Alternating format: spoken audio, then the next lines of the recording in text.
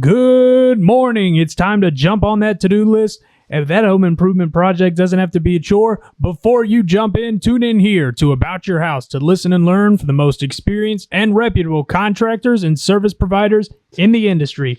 On today's show, we have Jeremy Stritch of QuickKit, your fast and affordable solution to cabinet remodeling. About Your House is brought to you in part by PutToolsInSchools.org, connecting students to tools of the trades and raising awareness of the many career pathways. About Your House is also brought to you in part by Queen City Home Store. Queen City Home Store is a family-owned store serving the Carolinas for over 70 years. They're the largest independent appliance retailer in the Carolinas, constantly growing and taking pride in the experience that they offer customers with a knowledgeable sales staff, product selection, and lowest price guarantee. So sit back, relax, and enjoy some time with us as we spread a little love. And now, here's your host, Ray Terry. And good morning, everybody. Welcome to another broadcast of About Your House, heard at the podcast studio here at the Toolbox, North Charlotte, an interactive learning space we're putting together along with podcast studio. Don't you like it? I do. We're getting used to it. It's been we've been in the studio now almost 2 months. We're getting used to the bugs, and I bring in Richton back into the throw. We're going to do the show just like we did it, and we continue to do it on Fox Sports Charlotte every Saturday morning, and good morning to you. Jeremy Stritch is in the house. He was with QuickKit. You call it what you want to. I'm going to call it QuickKit. The reason being because, well, it'll all fall into place once you learn what QuickKit's all about. But it's been a great week. Weather's turning around. We're into March now. Yep, 1st of March. 3 more weeks till springtime's here. I'm looking forward to it. Not that we've had a big winter, but at least we had a snow drop or two. Snowflake, not drop. We had a few drops, but we had a couple snowflakes. Good morning, Jeremy. How you doing? Welcome. Hey, thank you, Ray. Good morning. Good to be here. Good to be here, too. Yes, good to have another Tuesday alive. Yes, it is. Crazy world we live in, folks. I'm going to tell you, but we're going to do our best and fight the battle and continue the fight against our inability to teach our kids about the tools of the trades. And Jeremy here's got some background in home remodeling and experience within the industry. We're going to find out his story and talk about it's Women in Construction Week. I do. Yep. First week of March every year, Women in Construction Week. Typically, I have NAWIC on the show. But as you can see, not this time. I went to a NAWIC meeting a few weeks back, and Marianne Konopnicki, the chairman of the board with Put Tools in Schools, was the guest speaker. We presented Put Tools in Schools program to them and what it's all about. And folks, I want to talk a little bit about what happened this week, or what we did this week. We attended an event at Bailey Middle School up in Cornelius, and we saw, it was eighth graders only in middle school, and we got the opportunity to see and talk to, I would guess, at least 400 to 500 kids. And I've got to be careful and not too critical of the situation, but we were invited to attend this career day, and 3 companies showed up, 3 companies addressing almost 400 to 500 kids. I didn't have an exact count, but I know it was a lot of kids. And 400 to 500 in the gyms, a lot of kids. So we met with the kids, and I got to speak to them. And I asked them the same questions all the time. How many people know what the trades are? Show of hands. No hands. No hands. Either they were afraid to raise them, or that's how bad the image is around the trades. I don't know which. But at any rate, 3 groups spaced apart, about 40 minutes in each group. And all 3 groups, same response. 8th graders don't know what the trades are. That's critical. I mean, that's a big deal. Wouldn't you think so? Absolutely it is. You got any kids? I do. I've got 2 boys. How old are they? 20 and 16. What they doing, if I might ask? Our 20-year-old is a sophomore at University of South Carolina. He's a biology major. He wants to be a doctor. Good luck. All right. I say that because, well, anyway, I sound negative about education here the Come on, past Ray. year. Come on. Lighten Well, up. I'm trying to be light, but when I go to a school, and that was the fourth middle school we've been to, and how old are you, Jeremy? I'm 47. All right, you're pushing the big 50. You're right on time, and got a 20-year-old. That's you're right there with me. You were around 24, 25 years old when you had him. I've got a 48-year-old. I was, right there with you. So I was 25 when I had him, and he's 48. Matter of fact, he just called a minute ago.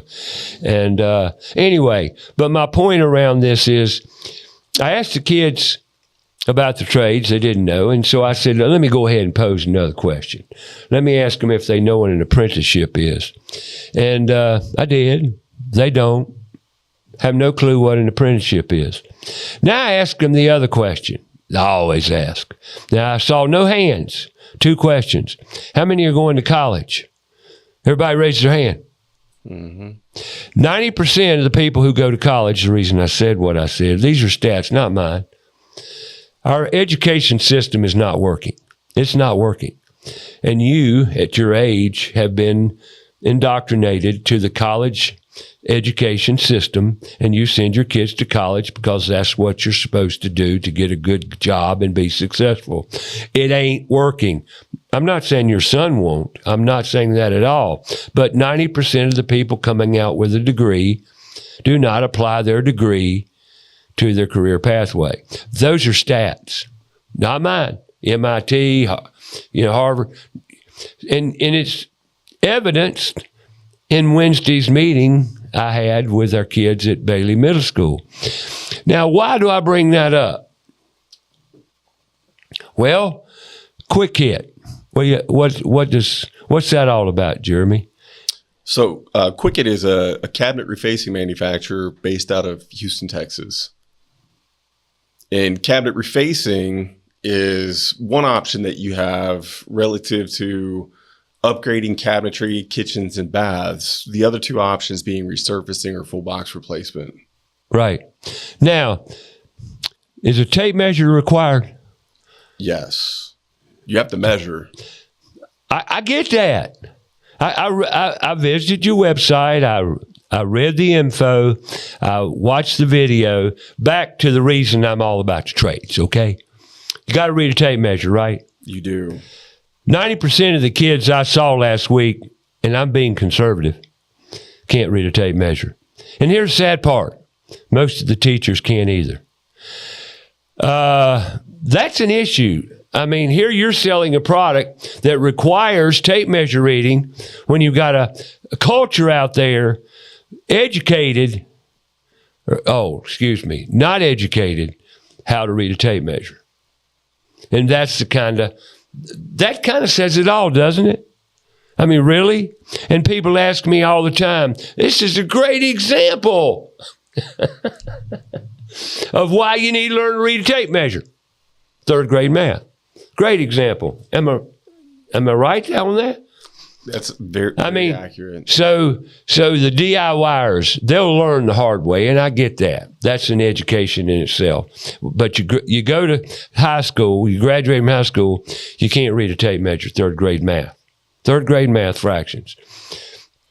And then you go to college, and you get out of college, and they still did not teach you to read a tape measure. I see this all the time because I interviewed a lot of people on this here show. I've done a couple hundred of them anyway.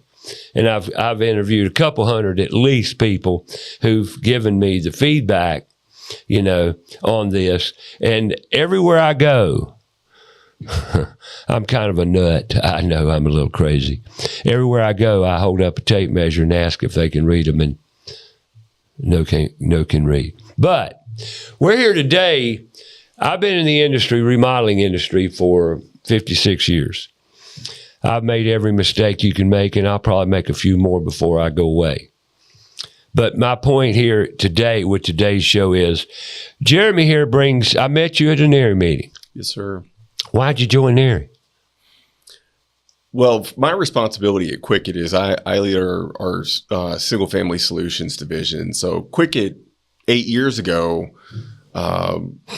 was founded and really created with the sole focus of servicing the multifamily industry. Mm-hmm. Apartments. Yes, sir. And over the last 8 years, the organization very indirectly has encountered opportunities and appetite within single family where cabinet refacing absolutely applies and is just as relevant as it is in the multifamily industry. So about 9 months ago, QuickKit brought me on board to help build out this division specific to single family in conjunction with us for 8 years, being really, really laser focused on service in the multifamily industry.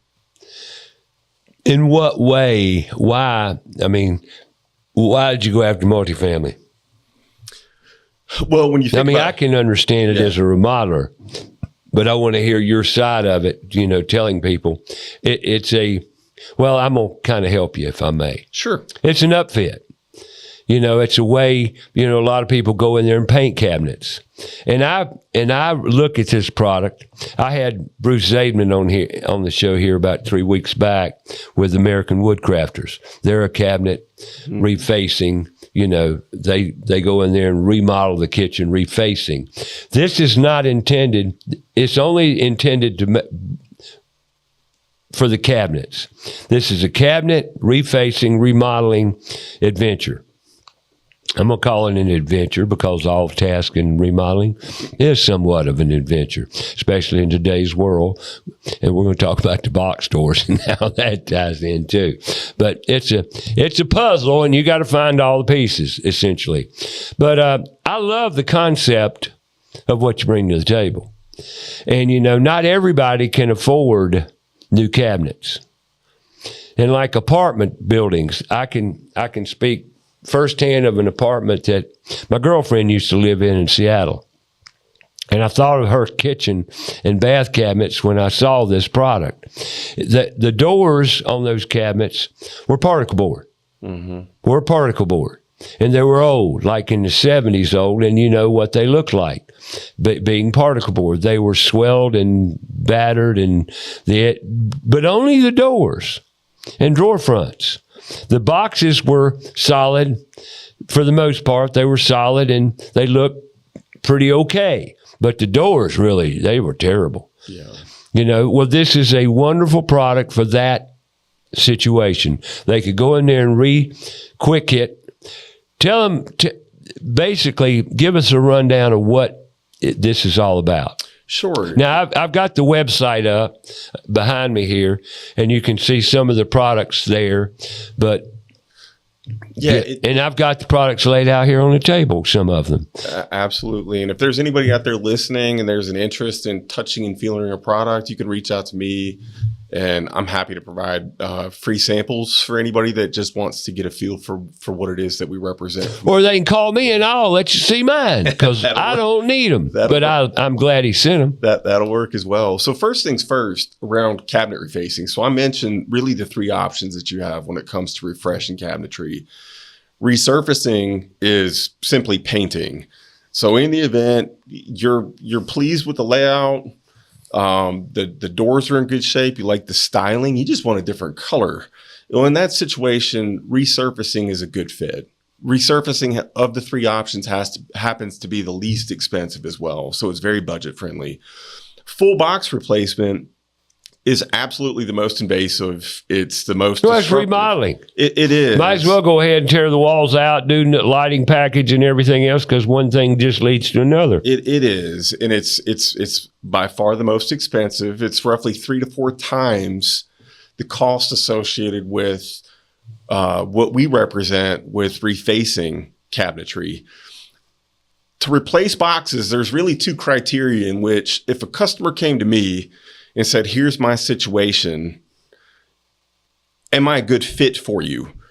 The 2 boxes that must be checked in order for us to look at a client and say, we are absolutely a perfect solution for you. Number one, the boxes are structurally sound. So Ray, you made mention of the boxes. The older the box, solid wood is perfect. Yeah. That is a perfect opportunity to reface. The second being, you don't want to change your layout. Obviously, if you want to change layout, that means adding or detracting boxes, existing boxes. We, as a cabinet refacing manufacturer, we don't provide our customers full box options. We are simply... That's not what you're in the business to do. That's not part of the program. Correct. I get it. Correct. So boxes are structurally sound. You don't want to change the layout. We are absolutely a great option for you. And as I mentioned, relative to full box replacement, we are 1/3 to 1/4 of the cost associated with full box replacement. So if you don't want to change the layout and your boxes are structurally sound, there's no need really to spend all that money in conjunction with replacing boxes. I love the selection of doors you have. It seems to be good. Very well designed and made cabinet doors. They're painted. They're sprayed with. Well, they're not painted. They're not. What No, are they? Our product is I stand corrected. Is MDF core, and it's wrapped in a high-tech film, polypropylene. So it's a fully wrapped. So there's product. a film. Yes. Fully wrapped. Yes, sir. Fully wrapped. Even the solid panels. That's it. And because it's fully wrapped and there's no failure points whatsoever, we're one of the very few organizations that can extend our customers a lifetime warranty against delamination. With a thermofoil product, which is partially wrapped, as it's exposed to heat and moisture, most specifically those doors, those parts that are above microwaves, above ranges, it's not a matter of if it's going to delaminate, it's when. Because over time, moisture, heat reacts with that glue and causes that part to fail, and it causes delamination. The peace of mind that our customers have in purchasing our product and putting it inside their homes or their apartment communities is we're gonna guarantee it for life that it's not going to delaminate because it's fully wrapped. There's no failure points. Gotcha. Well, we're going to talk more about it, but I got to pay a few bills here, talk about my sponsors. And we're going to go back to the radio format every show every hour about this time. We're going to bring our sponsors into focus here with, we'll start by ABS Insulating. ABS Insulating, been a sponsor of the show now for going on 8 years. Great sponsor, great support, but a great company. Originally family owned and operated right here in the big Charlotte metro market. Insulation's their number one ticket, but they've got a gutter division that, bar none, they'll take care of any gutter issues you have. If you're, haven't had the gutters cleaned out since last winter, you might want to give them a call. The phone number there is 704-821-4343. And insulation, you can't beat them for what they offer, be it air seal, bad insulation, combination packages, closed cell, open cell insulation. Before you insulate, if you're looking to remodel or build a home or upfit your existing, give ABS Insulating a call. And they're a great company. Go online, absinsulation.com.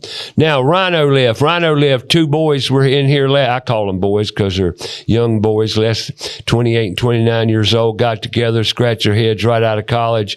One being an accountant major, the other a project manager, construction major. Got out, graduated, opened Rhino Lift to be a great, honest, transparent company, giving you great products in crawl space encapsulation, foundation problems, moisture intrusion, you name it. That's rhinoliftfoundations.com.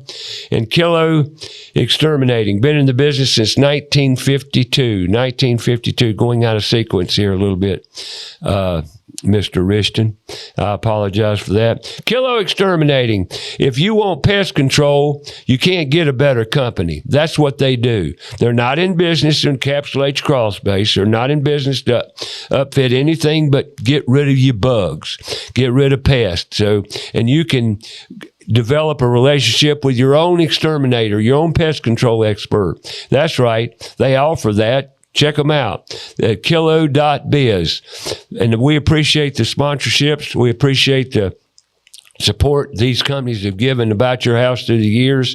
And I'd appreciate you tuning in to them, giving them a call, and checking out their services. That's Kilo.biz, Rhino Lift Foundation Solutions, and ABS Insulating. There you go. And today's guest is Jeremy Stritch. Where'd that name come from? I don't really. You don't have the history behind it. Well, you're the only Stritch I've ever known. I think I probably one. You ever one known in a that Stritch? respect. Yes, sir. And Never known a Stritch. Are you from Charlotte? no, I was actually born in Chicago. Okay. Yeah. We ain't got to that yet. But speaking of that, you were born in Chicago? Yes, sir. Born and raised? Well, not raised. No, I was moved at an early age. My dad worked for General Motors. We moved two polar opposites. We went from Chicago to Alabama, and I claim Tennessee as being my home. That's where I grew up through middle school and high school. Went back there and went to college in East Tennessee. So Tennessee is really my home. Tennessee's what you call home? Yes, sir. What city? I'd be split between Middle Tennessee. So you were raised in the rural area, more rural? About 40 miles. That's what I'm getting from the conversation. 40 miles south of Nashville, a little town called Chapel Hill. Chapel Hill, Tennessee. like the one in North Carolina, but you got Chapel Hill, Tennessee. Yeah, it gets confused. You say Chapel Hill. I'm sure it does. Yeah. And Chapel Hill, North Carolina, with Tar Heels. Yeah, I can see confusion there. No, the Chapel Hill that I claim to be my own only had one stoplight when I grew up. So it's quite the difference. You're rural. Very rural. All right. So what age were you when you moved to Chapel Hill? Roughly. I was in 5th grade. Gotcha. When we moved there. Yes, sir. Cool. Got any siblings? I do. I've got 2 brothers, an older brother and a younger brother. So you're the middleist, like me? Yes, sir. Cool. Middle kids are special. Well, I'd like to think so anyway. It worked for me. I don't know. Okay, so you were raised in a rural Tennessee city. Yes, sir. Were you exposed to any of the trades or any of that in high school or school at all in Tennessee?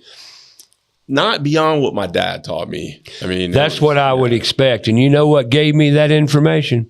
Your age.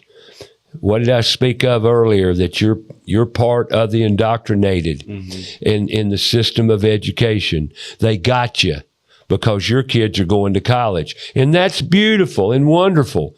Or is it? You know, we'll see.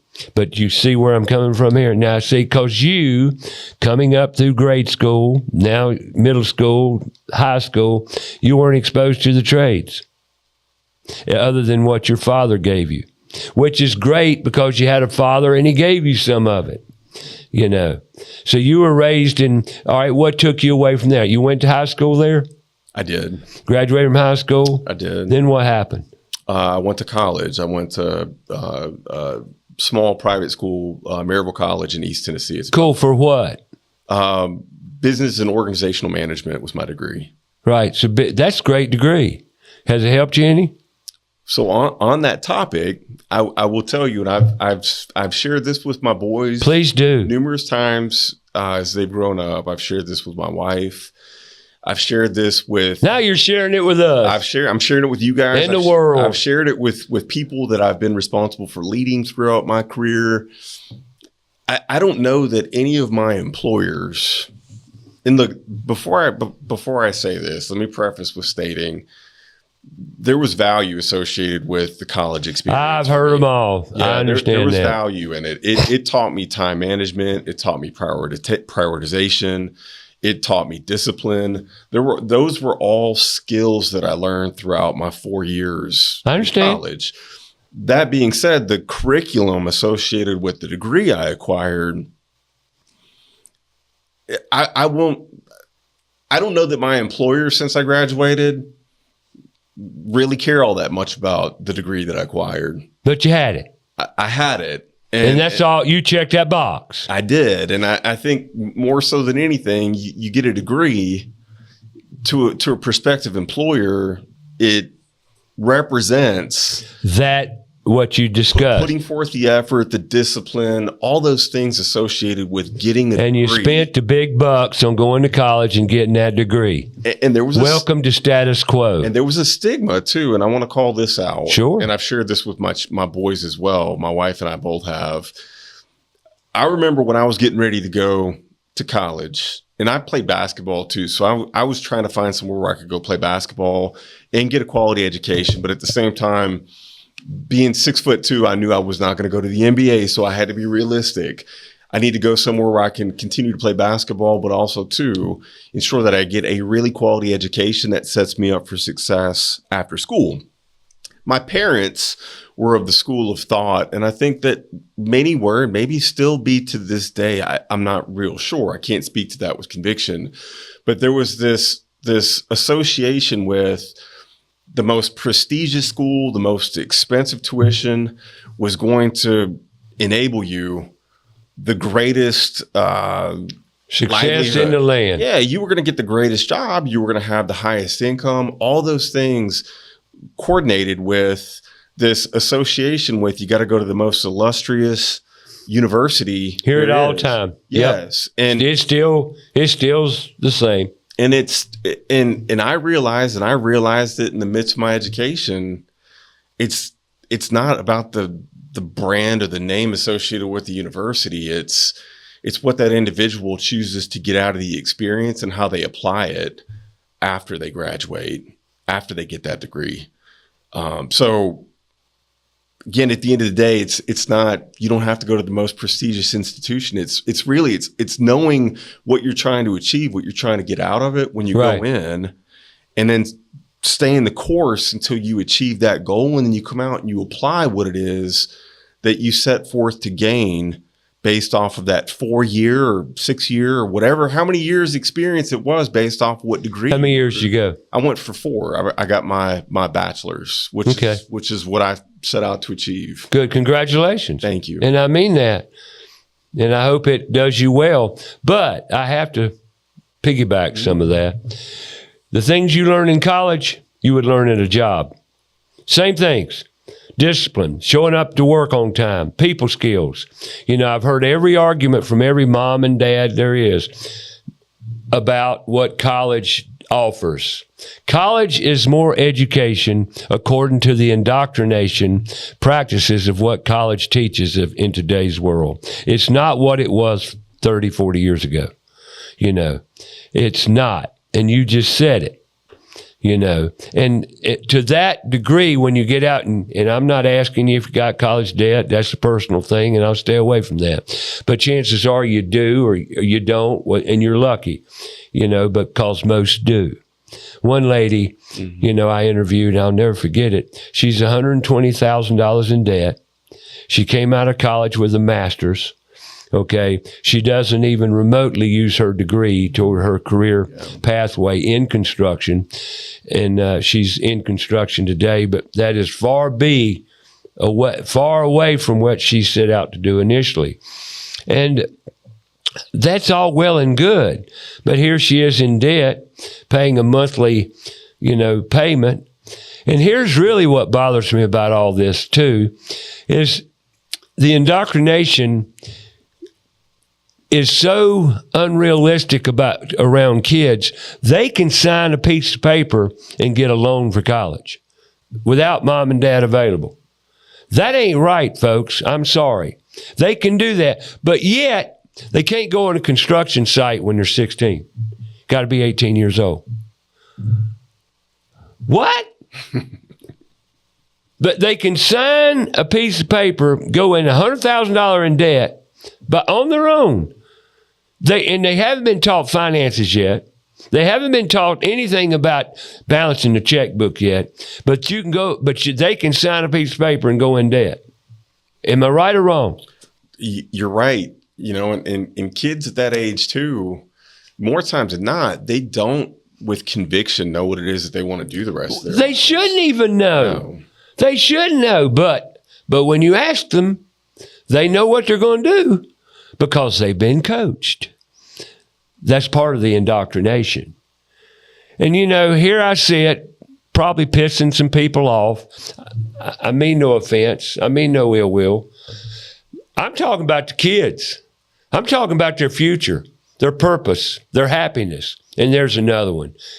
You ask 500 kids, what's the most important thing? And I do every time. What's the most important thing we want in life? We all want the same thing. Richton's got it. Happy. Thank you. Now, we want happiness. But what do they say every time? Money. Money, money, money, Money. money. Then when I yell and emphatic no, they look at me like I'm the enemy. Yeah. We all got to make money. I know that. Oh, well, how well I know. I'd like to make a lot myself. But that's not what we ultimately want. We want to be happy. You want to be happy. That's the reason you're not working for the big box stores anymore. Part of it, right? Because we all go through life finding what gives us a greater sense of purpose. And, you know, getting a little spiritual here, we're all put on this earth to serve purpose, to serve each one, to serve humanity, give back. That's what our purpose is. They don't teach that in school. Only church. Oh, I forgot they pulled churches out of school. Gets deep, don't it? Yep. So where do we go from here? Let our kids sign for $100,000 in debt and then ask them what they're going to be. And I love it because last Wednesday at Bailey Middle, I asked the kids, and you can tell they've been coached and driven and herded to the almighty higher education pathway. It disgusts me because they don't know. Here's what bothers me about it all. They don't know the other options. They didn't teach you at you're 47, right? Yes, sir. 47 benchmark. You validated what I've told people. That's why I ask age, because it lets me know where you fall in the education conundrum, if that makes any sense. And there again, I'm not criticizing college. It sounds like I am. I'm criticizing the system. Not the teachers, the system. However, I will say this, and I got to throw this one in here. I've been to 4 middle schools.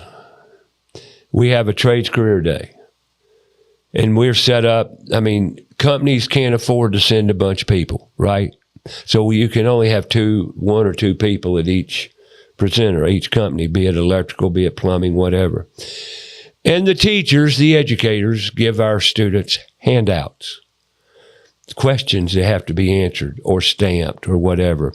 You know what I did at the event Wednesday morning?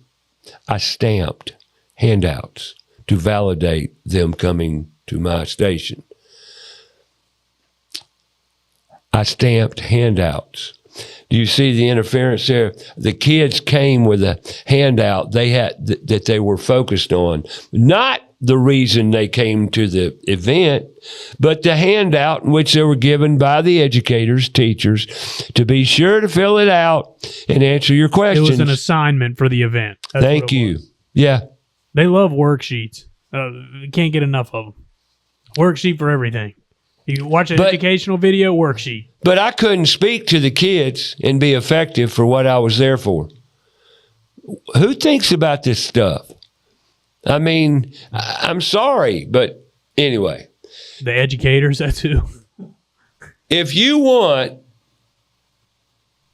not certified, knowledgeable, intelligent, critical thinking people to come to your house and fix your cabinets, install your appliances, put your new floor down, fix your back door. It doesn't fit right.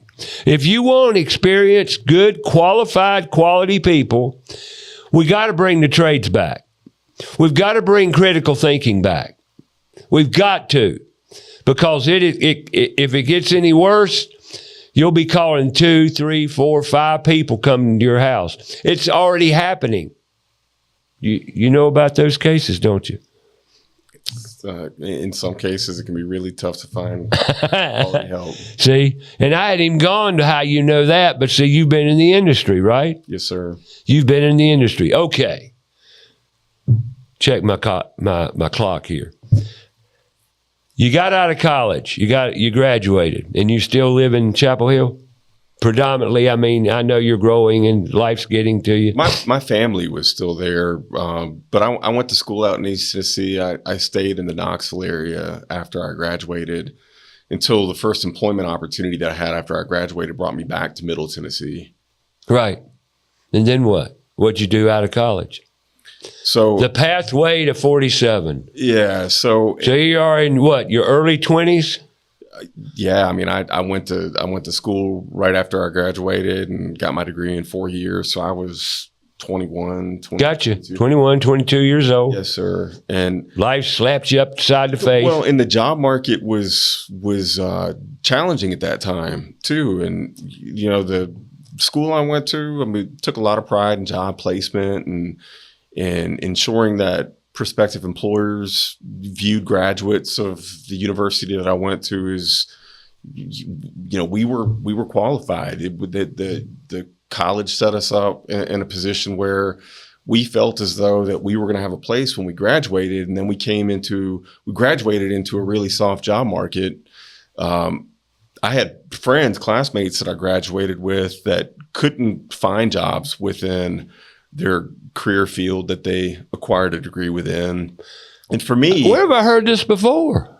Keep talking. I'm sorry. I'm a little sarcastic. For me, I because I grew up in Middle Tennessee, I had worked off and on part-time for the Dollar General Corporation as a means just to put some money in my pocket. Well, you got to have a job. Yeah, being able to take, you know, my girlfriend out and do things that, you know, teenagers do. And when I graduated, they had pursued me pretty aggressively to come back on board with them in a full-time capacity after I graduated. So I did that. I worked for them. Corporate America, here I come. Yeah. I worked for them for about 7 years. Awesome. And then that was an education. It was. Corporate America education, yes, more structure, more corporate disciplines, more education. Back to the college thing. Keep talking. Yeah. So I and my wife and I just trying to get ahead. At the time, we didn't have children. So early marriage. Got married. Yes, sir. So you got married when you went to corporate America, got you a job, had some solid income. Got it. And my entire focus was get to the next level, take on whatever the next challenge was to be able to earn more income for my family and be able to set my family up for sustained long-term success. So if there was an opportunity to go to a different location and there was any monetary increase associated with it, my wife supported me. We signed up for it. We did whatever it took to get to the next level. There was a lot of effort invested. There were times when I was doing grand openings for a concept store that they opened where I was working well over 100 hours a week.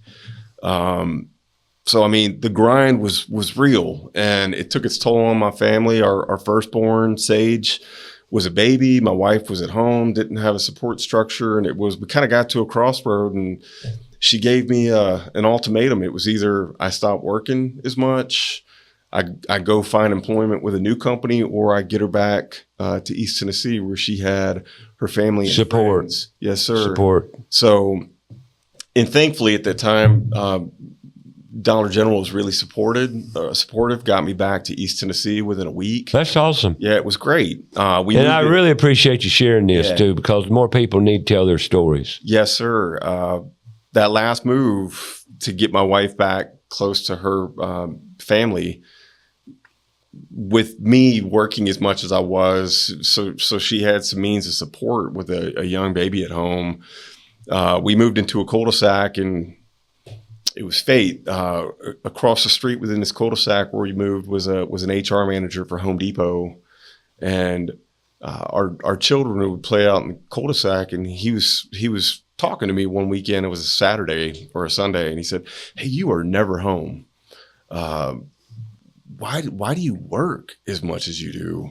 And I was like, "It's retail." I was like, that's retail. So what we do? And he said, "No, what you do is not retail." He said, I was like, "Well, Home Depot." I said, I've tried to get on board with Home Depot from the time I was in college, part-time when I'd be home for the summers.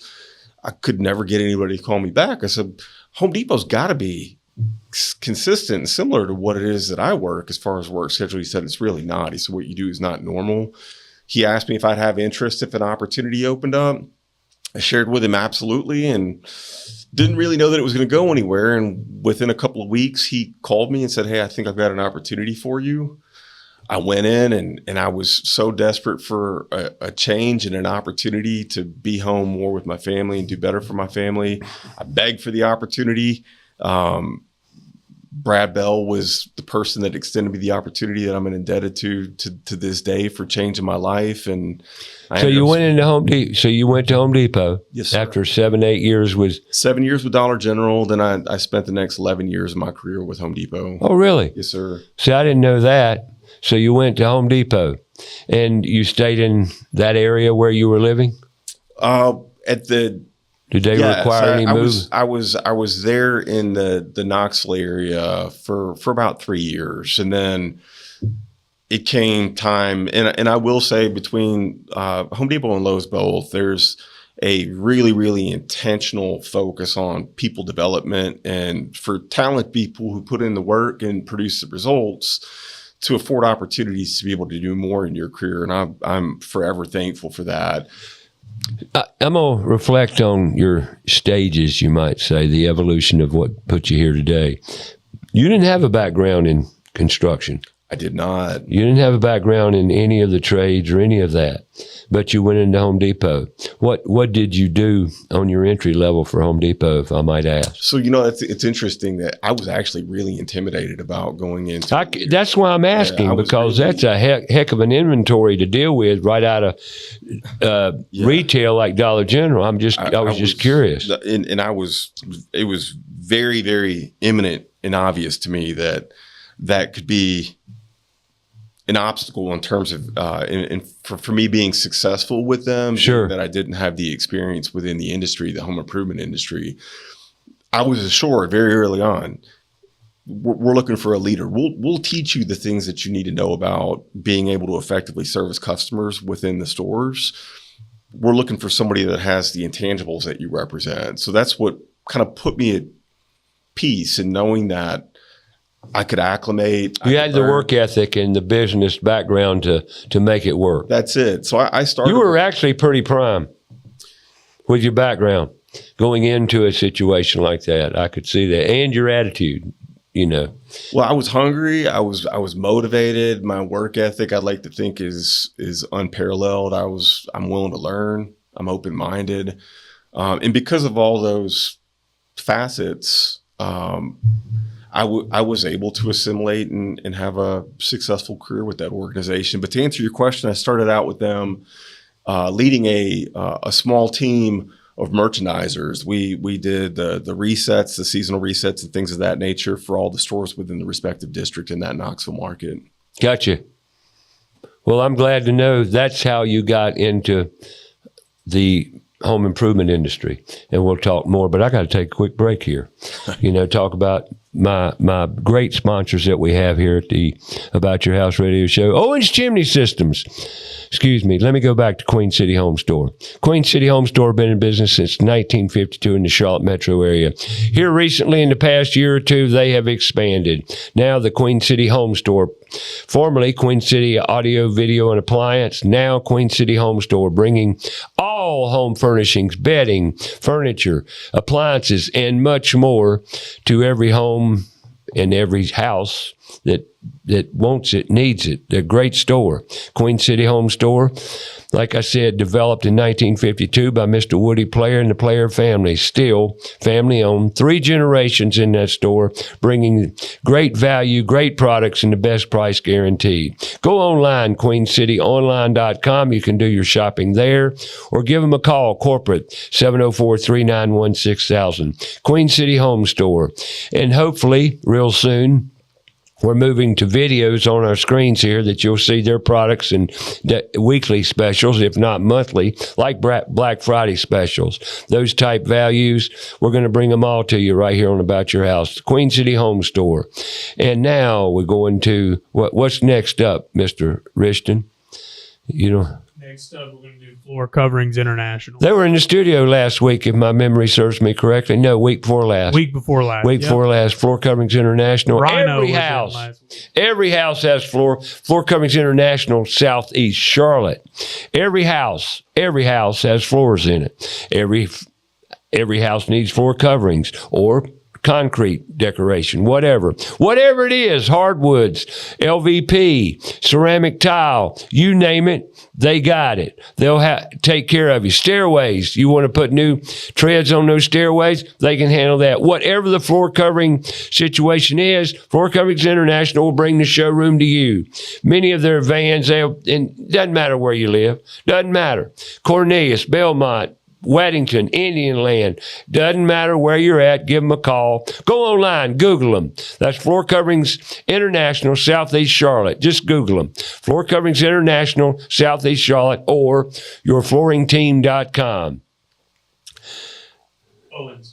Owens Chimney Systems, another family-owned business.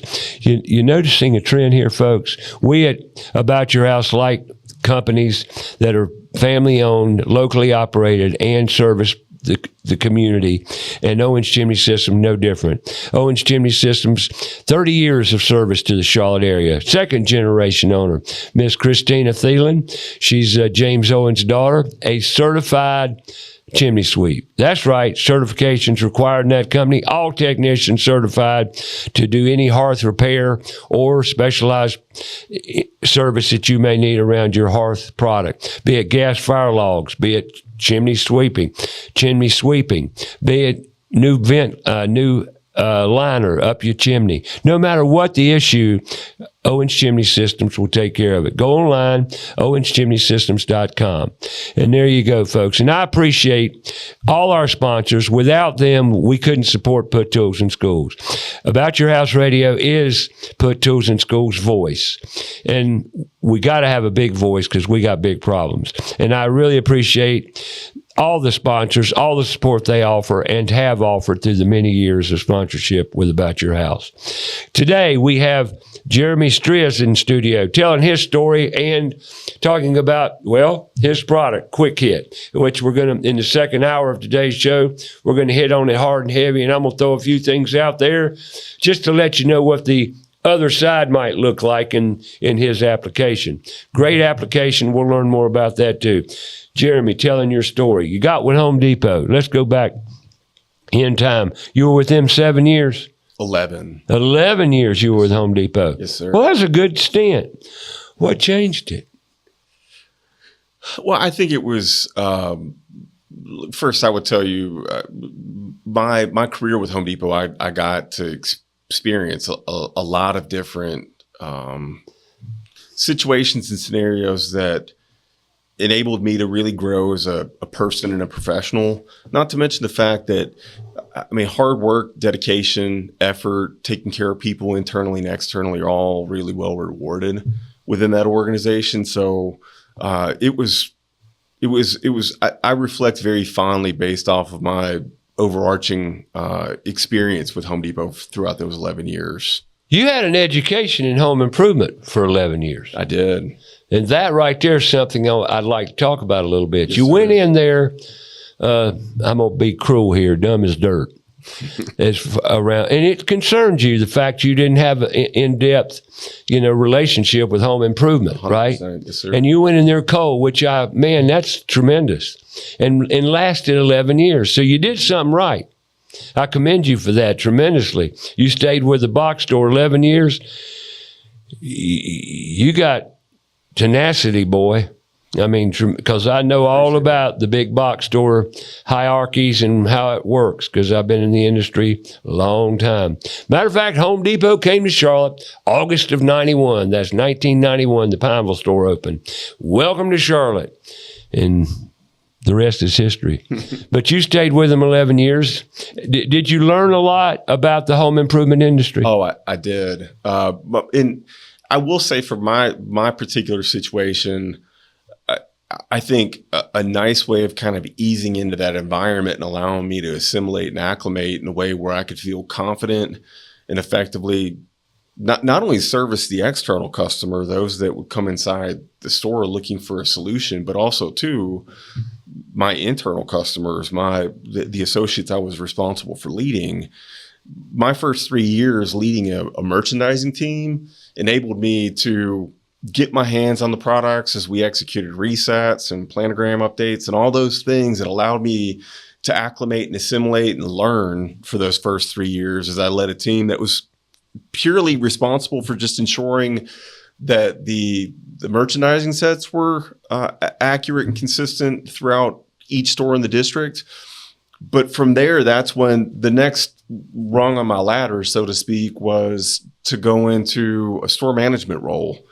My leader at the time told me, he's like, and it was some of the best advice I'd ever received, because all I could reflect back on was my time as a store manager with my previous employer. And I wasn't too keen on the prospect of going back into store management, singular store level. And Brad told me, he's like, listen, man, for anything that you want to do in your career here, you have to have the knowledge, the awareness, the compass associated with the ins and outs and all things with running a store. Because as you take on new roles within the organization and you become more elevated beyond a singular store level, you have to understand how you impact the stores, which is the lifeblood of that organization. That's where the rubber meets the road. You've got to ensure that you can take care of the customer at the brick and mortar location. And so I took his advice. I went into the store. I ran a store in Myrtle Beach, South Carolina. Yep. So that was a move from East Tennessee to Myrtle Beach was the first move. When you were in Tennessee, how many stores did you work in up there collectively? There were 9 stores in that respective district that I was responsible for. And again, so you had a district area to play with, not just one store. Yes. So you were in management. I was, but it was specific to just leading a merchandise. I understand. Team. Yes, sir. So a merchandise team being sales associates on the floors. Yes. Is that correct? Yes. Okay. I'm just getting some background. Yeah. I appreciate you sharing. I'm learning stuff here. And so you went to Myrtle Beach and you managed the store. Yes, sir. How'd that work out? And that, look, I will be really honest with you. I was terrified about the responsibility associated with going in and leading a team of 150 associates and being responsible for, I'm in the plumbing aisle, I'm in the fittings aisle, and a customer walks up to me and asks me, this is my situation, how do I fix it? The prospect of me not being able to provide them sound guidance and being able to help them for why they were there scared me. And I was really transparent with leadership that put me in the position. And again, I was reassured. Look, you're going to have subject matter experts all around you throughout that store. Learn from them, lean on them, and you're going to be successful. Make it work. So I trusted those that put me in that position. And the recipe for success in anything that you do in life is put good people around you. Put winners around you. I appreciate you saying that, because there's an issue going on in our culture today. Our group of people we call our society. That is so true. Everything we do is all about people. Everything we do is all about people. But yet, people in today's world, here I go again, are busy. Everybody's busy. Mm-hmm. We're too busy. And why we're too busy is becoming a big issue. We're screen busy.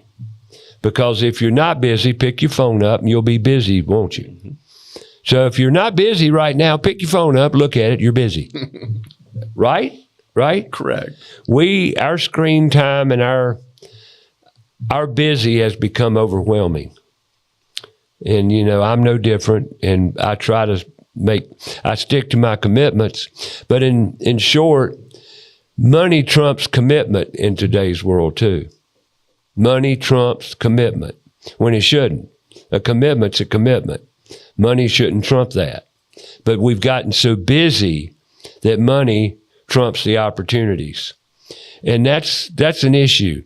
And I'm seeing it more and more and more. And I'm in the middle of it with the endeavors I've taken on in my personal world around put tools in schools. The toolbox here. I can't find help. Sound familiar? Sound familiar? I can't find help. So it's really finding help, qualified people, is a brutal task in today's world. Would you agree with that? It is definitely challenging. So back to your story, and man, what a great story. So you went to Myrtle Beach. I did. You got your people skills all honed in. Yeah. What happened? Well, I'll revisit the fact that, and look, I take a lot of pride in being able to hire the right people. Sure. Pour into people, develop people. That was your craft. 100%. Yeah. You put smart people, you put the right people on the bus in the right seats. Right. The bus rides pretty smoothly. And that's why I think throughout my career, I've been successful, is because I've got a high standard. I communicate that very early and often to those that, kind of want to get on the same bus with me, and we hold each other to that same standard. And that's why we're, at the end of the day, successful more times than not. Got it. Now let's go back to the Home Depot story. You did good, but what happened? What happened after Myrtle Beach? You got to Lowe's at some point in time. I did. And I want to know the story of getting to Lowe's, because kind of look like an interrogation. What happened? it is. Yeah, what? Well, it kind of is. This story's challenging. It's a documentary about Jeremy Stritch, here. A documentary about whatever happened to Jeremy Stritch. We're finding out. He's at QuickKit. I heard about he was at QuickKit. Well, how did he get there? That's Ray Terry's problem. No, but appreciate you sharing. I really do. Well, so how old were you at Myrtle Beach? I'm just curious. You had 2 kids yet? Yes. So Sage, our oldest, I think was 5 or 6 when we moved there, and then Pierce, who's our 16-year-old now. Well, you boys have seen the beach anyway. Here's the crazy thing about that, though. My wife and I felt so accomplished as parents, being able to allow a 5 and a 1-year-old to be able to grow up at the beach. And we were so excited to pack them up in that car and take them to the beach the first time. That's awesome. Look at us as parents, man. Our kids get to live near the beach. That first time, they were excited. They soaked it up. They enjoyed it. The next time, the weekend, it was like, hey, let's go back to the beach. And it was like, do we have to? And it was like, the novelty already wore off. Like, after one trip. So what do you do? What do you do? We tried. So gave it all you got. we did. So we were in Myrtle Beach. I led that store team for about 3 years, and then it was really successful store. It was the only store. My brand was kind of created, and I'll share this with you. I grew an affinity for the pro customer, the contractor, because I was competitive and I wanted to win. I didn't want to just be the best store in the district. I want to be the best. I've got to interrupt you. Yes, sir. Because this is longer than a 2-minute story here, and we're going to have to continue it, because I'm reaching the top of my hour here. And I'm telling you, folks, this story's good, so you got to come back for hour 2. We're going to find out Jeremy's story, because he did go to the blue store, orange store, blue store, and we're going to hear the story. And we're also going to talk about cabinet upfitting, cabinet refacing, cabinet remodeling, call it what you want, QuickKits, all about new cabinetry with existing boxes. Pretty much it, right? Yes, sir. New drawers, door fronts, we'll cover the issues. So you tune in, and we're talking to Jeremy here and his evolution of how he got here today, speaking to Ray Terry on About Your House. Now, all kidding aside, I look for people like Jeremy, successful people in the industry about your age that have evolved into your position today. I met him at a NARI meeting, the National Association of Remodeling Industry, and invited him to be on the show. He accepted very graciously. I appreciate it. And here he is. And I really appreciate you taking the time to come in today. I appreciate you having me. How long you been with QuickKit?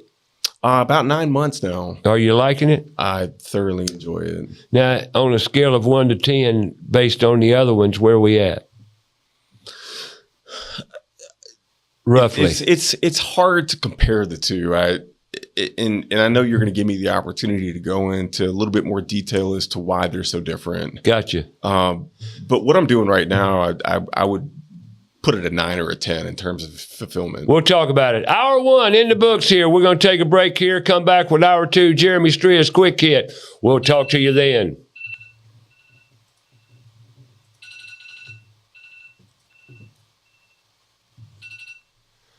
I turned mine off accidentally on purpose. No, accidentally. I turned it off.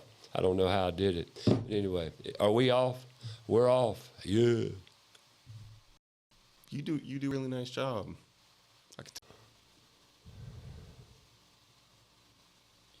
Hour number 2. Grab another cup of coffee. Stay tuned. We've got Jeremy Stritch of QuickKit, your fast and affordable solution to cabinet remodeling. He'll be talking more about the services they provide, what they offer, so stay tuned for that. Also, About Your House is brought to you in part by PutToolsInSchools.org, connecting students to tools of the trades and raising awareness of the many career pathways. About Your House is also brought to you in part by Queen City Home Store. Queen City Home Store is a family-owned store serving the Carolinas for over 70 years. They're the largest independent appliance retailer in the Carolinas, constantly growing and taking pride in the experience that they offer customers with a knowledgeable sales staff, product solution, and lowest price guarantee. So sit back, relax, and enjoy some time with us. And now, here's your host, Ray Terry. And welcome back. Hour number 2. Richton Cunningham at the helm today, running the show. Appreciate you, Richton. Thank you, Ray. Bringing Richton more into the folds of the show, too, on this new format we're doing. We're going back to radio format on a podcast. Hope it works. We'll see. Man, nothing's easy anymore, that's for sure. But hey, we're getting there. We appreciate you tuning us in. And I haven't done this yet, but seems like I probably need to, since it's pretty habitual with all the YouTubers and podcasters. Like and subscribe the video on YouTube. Just hit subscribe, like it. You know what to do. Subscribe, comment, all the above, share. Yeah, you can comment. We don't care. Be nice. Please. Or you can do constructive criticism. We'll take that too. Yeah, I love criticism. You can criticize. I don't care. Just be nice. Watch it. Just be nice. Yeah. And we've got Jeremy Stritch in studio today, the podcast studio at the Toolbox. What's the Toolbox all about? It's a 4,000 square foot warehouse on the north side of town up in the Derrida community. All you newcomers don't know Derrida, but Derrida's been here as long as Charlotte. It's just used to be out in the country, rural farmland, believe it or not. One day this was farmland. At any rate, we're up in Derrida area. It's going to be an interactive workspace for kids, putting tools with the trades in the kids' hands. Students, let me say students, because we'll have young men here as well. This summer, we're going to have summer camps teaching kids about the trades, how to work with their hands, critical thinking. That's what the Toolbox is all about. Go online, PutToolsInSchools.org. See what you can do to help. We've got to fund all this, too. We need money. We need volunteers. We need help. That's the Toolbox, PutToolsInSchools.org.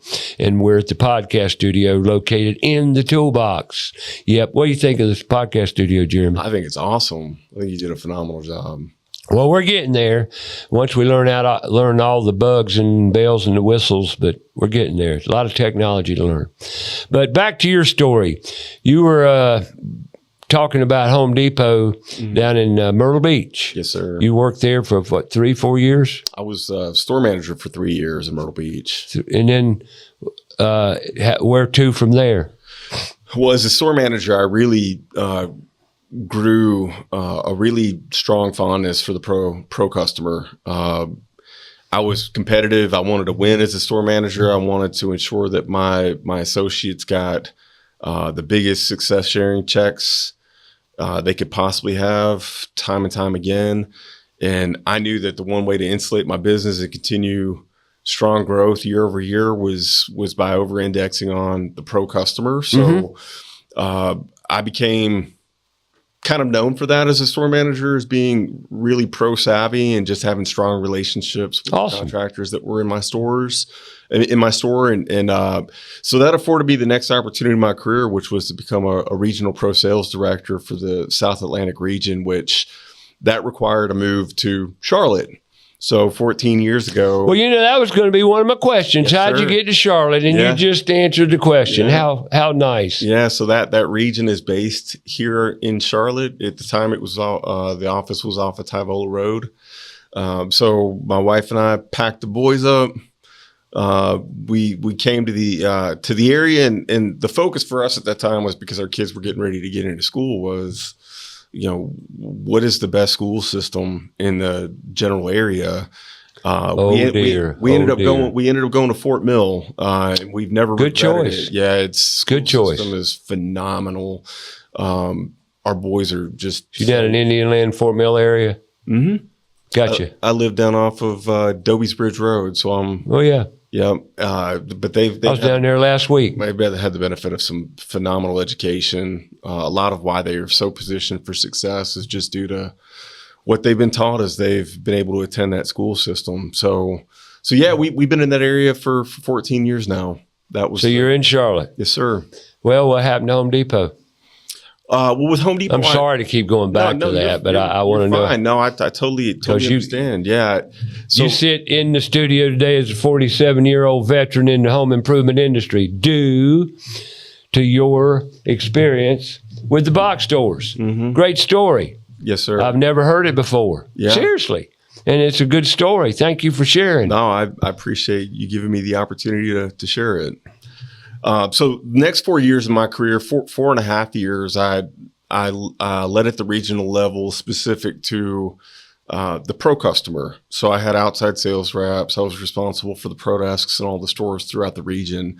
Thoroughly enjoyed the job, but it entailed a lot of travel, as you would imagine, service in a region. There's that travel again. It was a lot of travel. Corporate America, here we come. Yeah,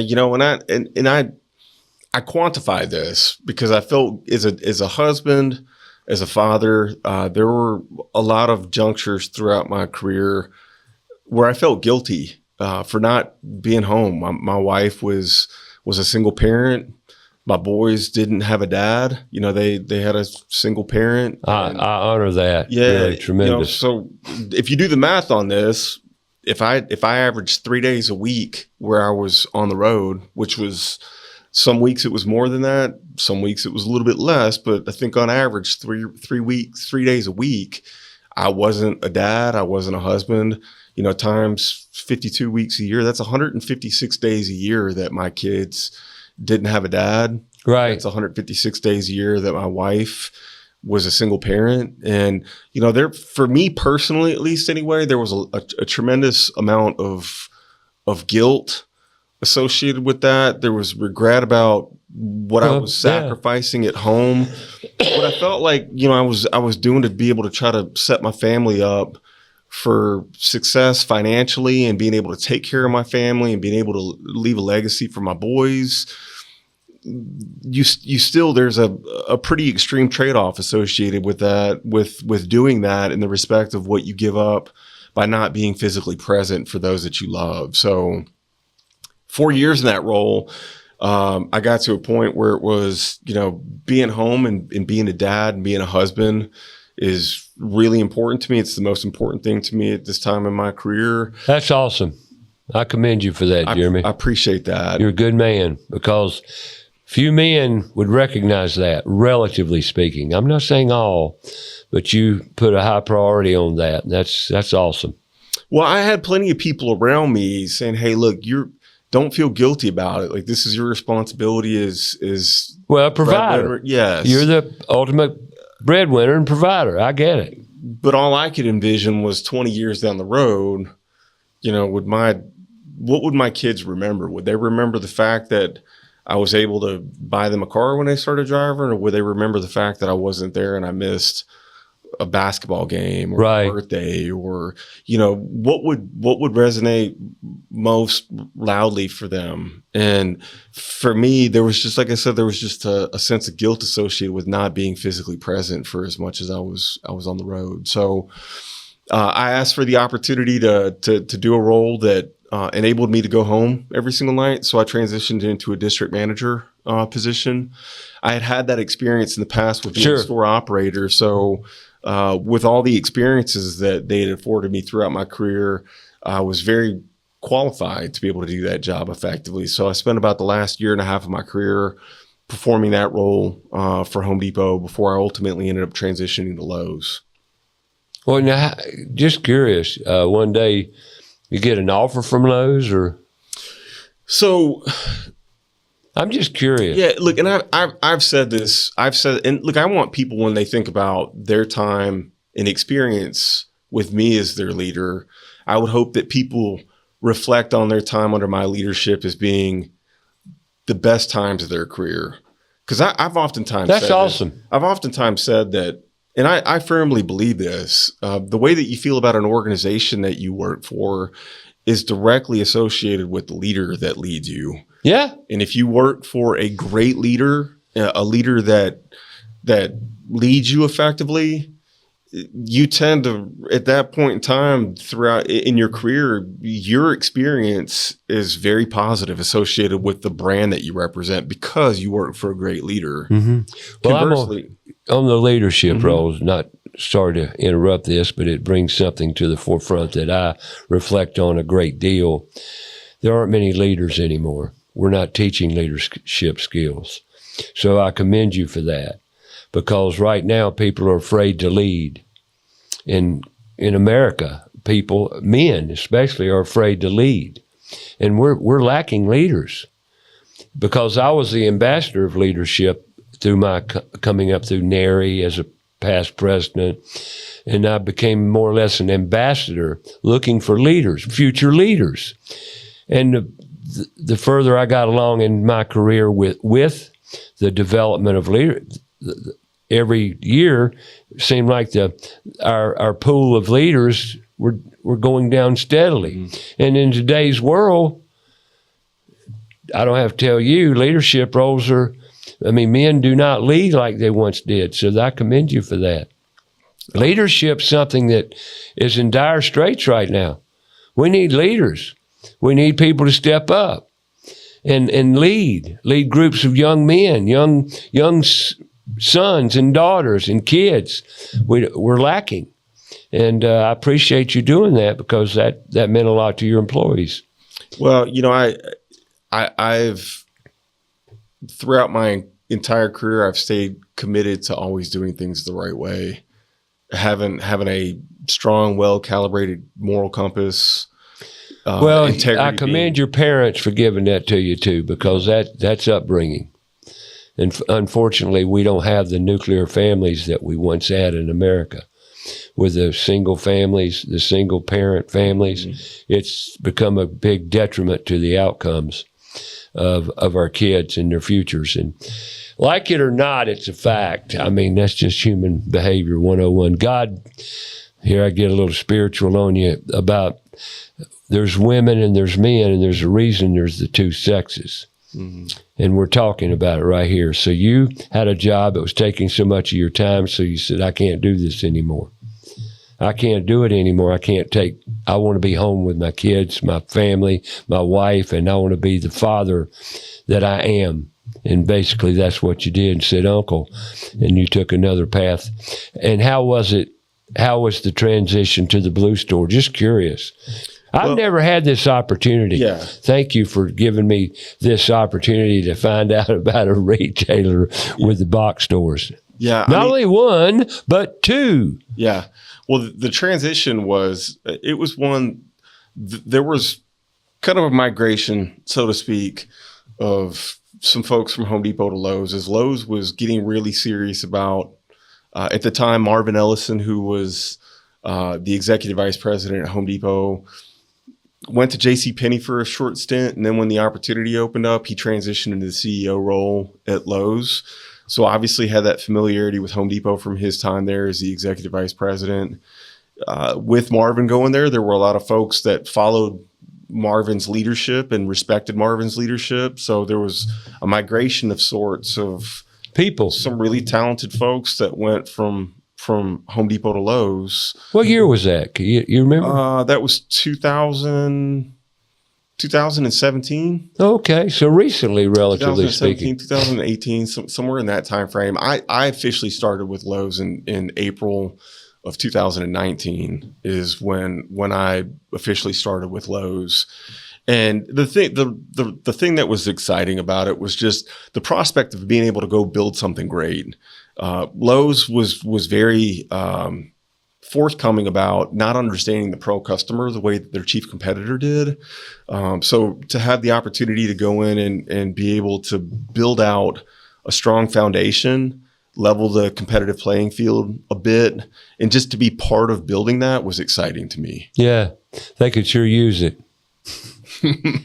Well, the pro side of retail in the big box stores is the biggest challenge, to meet the needs of the pros, as they call it. And, and I'm going to speak from the industry's point of view. And the box stores, when August of 91 came around and Home Depot came to town, it sure set up a better playing field where both stores were very competitive and after the business. See, one being singular here, be it the Blue Store for many, many years, and then Home Depot moves in, it certainly changed the dynamics of the home improvement market of Charlotte. And it did. I mean, how many stores we got now?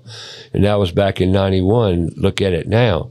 And it's just been and they've run not all, but they've run the majority of the hardware stores are gone.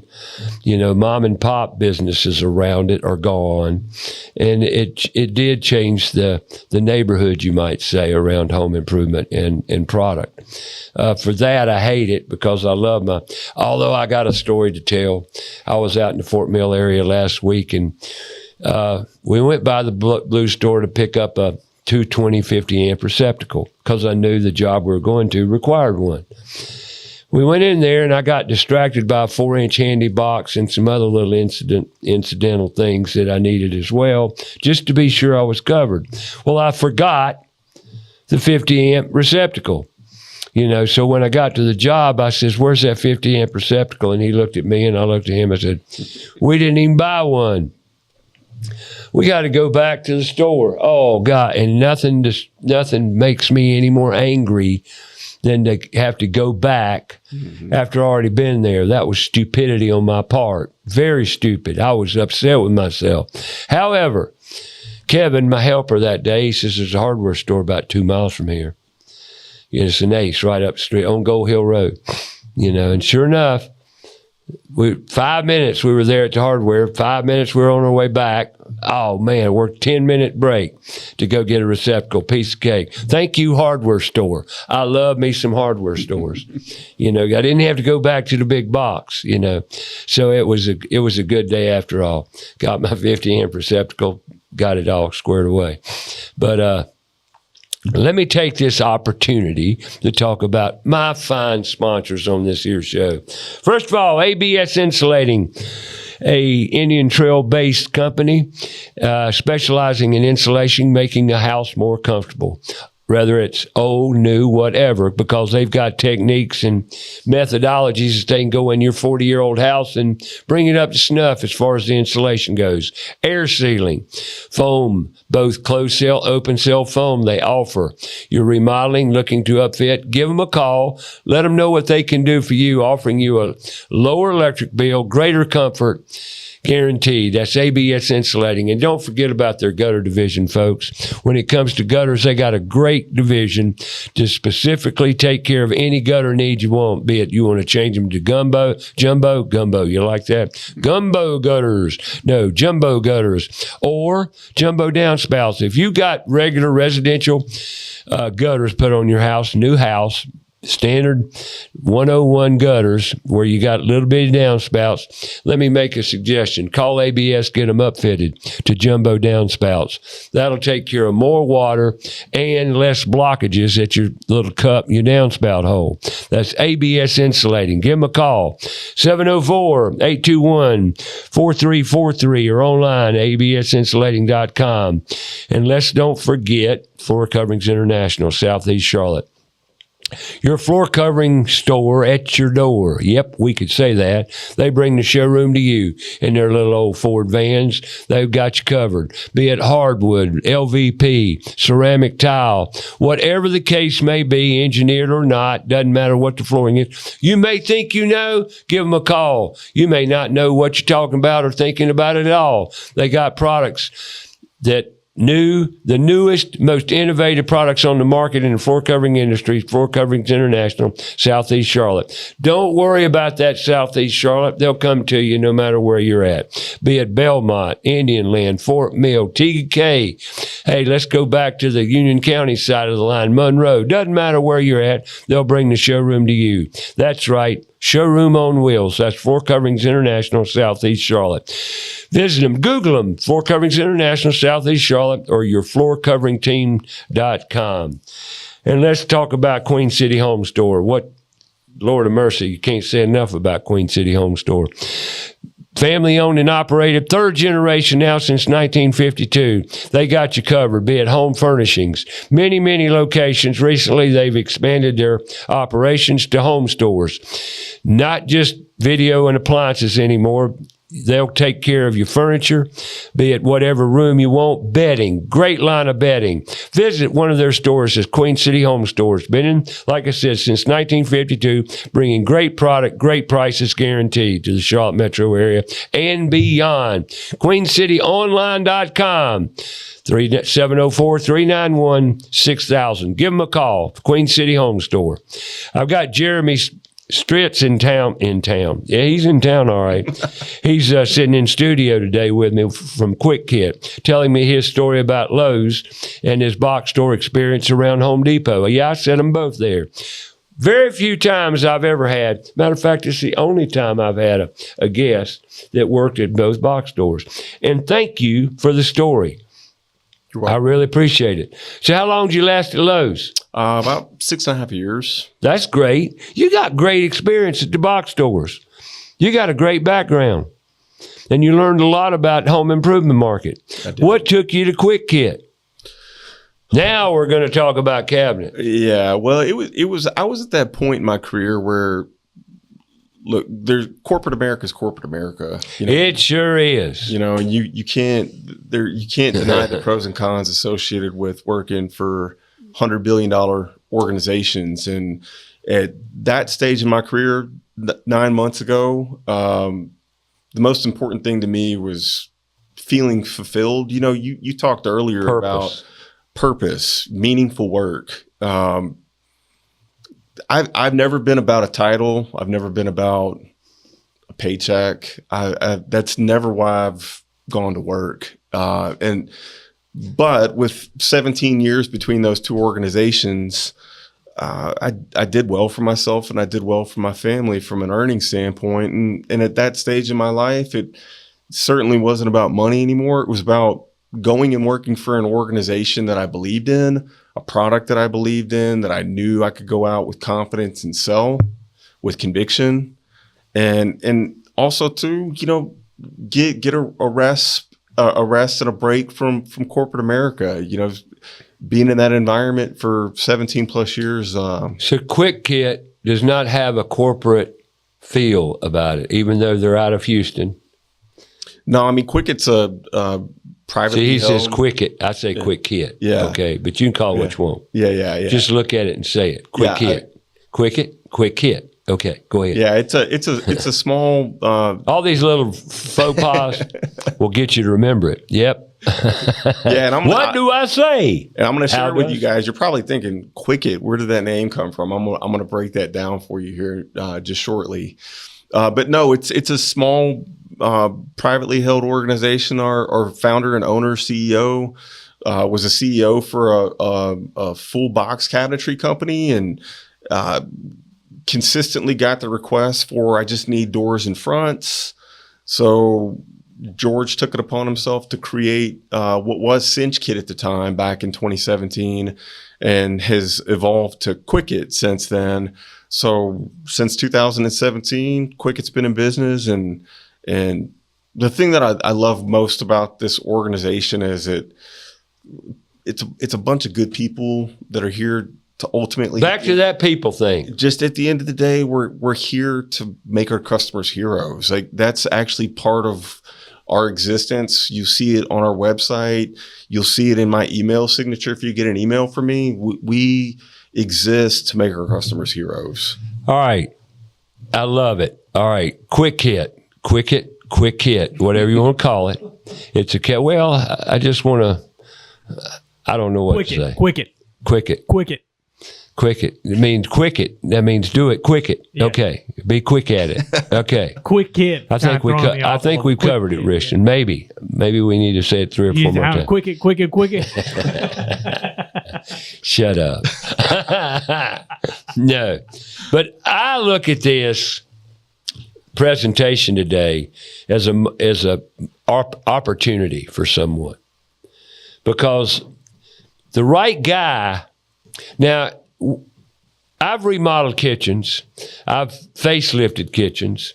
I've done everything under the sun around kitchens and cabinets through the years, my 56 years. I had a cabinet shop at one time. I built boxes. I built custom cabinets. I understand it. Now, but if you've got a kitchen, and a lot of people do, that can't afford 20, 30, 40, 50 up $1,000 to remodel your kitchen. But your cabinets look like crap.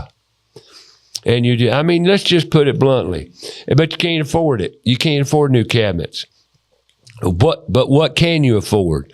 Well, if you're a DIY person, you can afford to reface them, facelift them, paint them, do what you got to do. And we're going to find out about this product. But this product to me is an opportunity for someone that understands, first of all, you got to read a tape measure just up front. If you don't know how, well, you're lost. Okay. It won't work.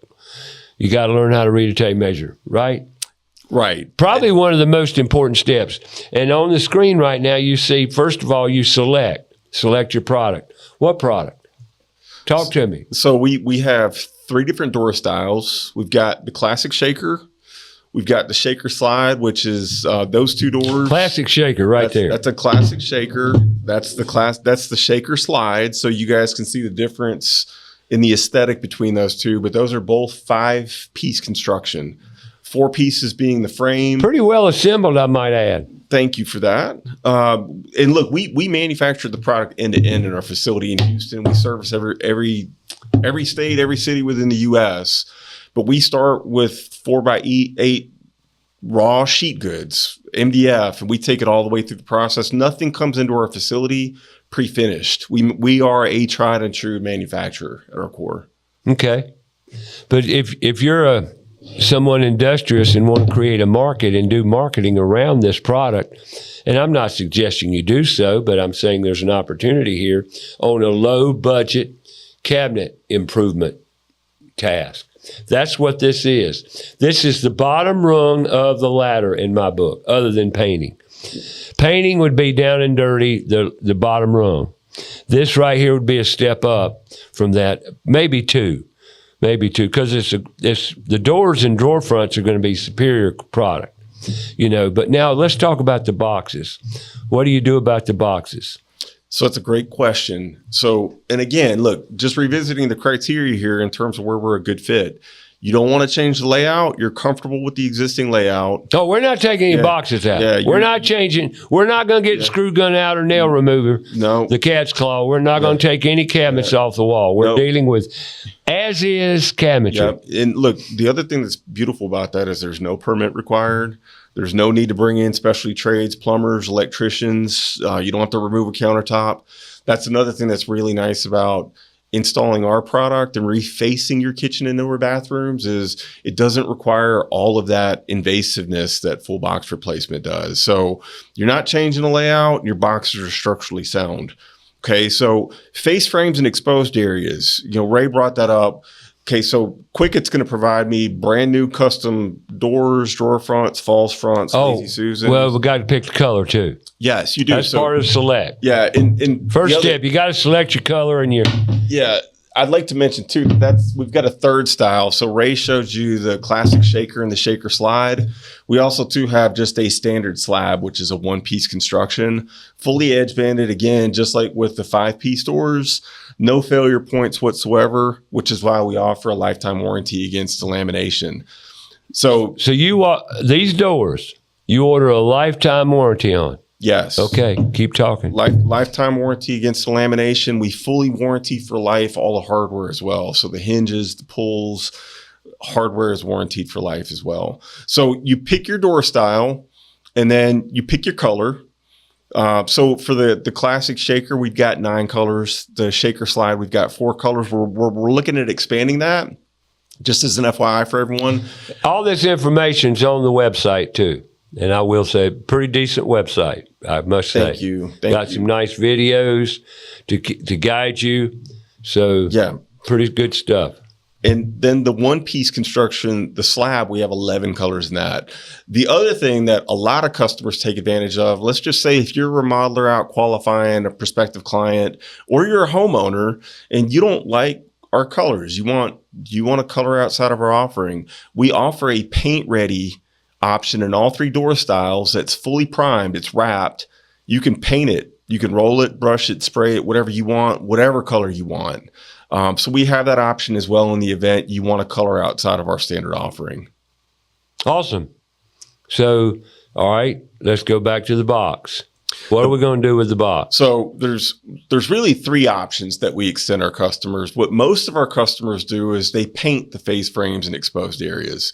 We provide you the paint. Our paint is Sherwin-Williams Duration Interior Latex Satin.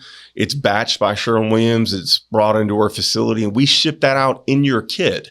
So again, we provide you everything that you need for the project. So paint the boxes. Paint the boxes, face frames, exposed areas. Right, whoa, got to take a break here. Mm-hmm. Not that it's painted, but I'm going to say this because this is very key.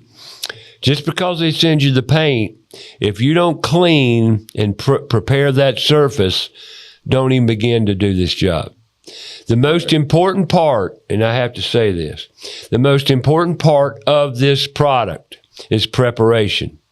Preparation in measuring correctly, preparation in proper selection, and preparation back to preparing. Preparation. That's what painting is. I would recommend cleaning the cabinets with a degreasing cleaner, whatever that might be. Dawn works great with a little water, hot water, and then lightly, I said lightly, sand the cabinets, lightly. Mm-hmm. I'm not telling you to sand the finish off. What I'm telling you to do is get a palm sander. A palm sander, a little one of them buzz machines, palm sander, and use that and lightly sand the boxes. Doesn't have to be a big ordeal. Yes, a little bit of dust is going to occur. Once you get the cabinet sanded pretty well, you don't have to go crazy. Lightly sand. And the whole purpose in sanding your cabinets is adhesion. You want to be sure your paint adheres to the cabinet. And if you don't prepare it and you paint those cabinets, your paint's coming off. It will come off. Maybe not all of it, but some of it's going to come off. Yeah. This is a very, very important step, but it's still a good step because it's going to give you a better looking, better finished cabinet. Yes. And I would probably recommend 2 coats. I don't know how much paint they give you, but it's probably enough for 2 coats. Boxes don't require a lot of paint. True. It's great that you bring that up. So the installation process, just so everybody understands, it's maximum. I say maximum, roughly 2 days, start to finish, to install our products. The preparation part is a component of that. And really, that's probably once you take all the doors and drawers out of the kitchen. I said take all the doors and drawers out of the kitchen or away from the cabinets. sand them, prepare them, paint it. Acrylic paint normally dries in a couple hours to where you can second coat if need be.